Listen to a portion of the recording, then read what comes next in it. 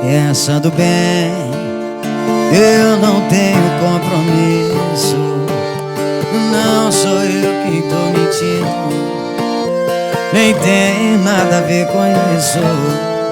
Bem diferente de você, que não sente culpa, que acha isso normal, que vive de aparência a sua vida de casal. Você finge que é fiel, mas é cliente VIP de motel.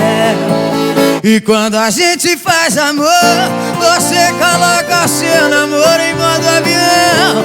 Desliga o celular, desliga o coração. Você não